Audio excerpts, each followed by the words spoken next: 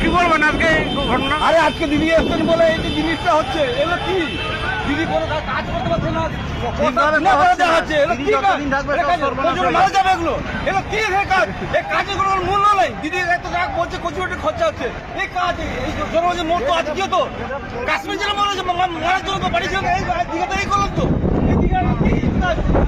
দিঘাতে কি কাজ? এটা দিঘাতে উন্নয়ন হচ্ছে, মন্দির করবে বলে আজকে এই যে এটা বললো, আজকে যদি একদিন মারা যেত কি হতো? তার খাওয়া মারা তো যেতই তো, আর একটা হলে তো মারা যেত।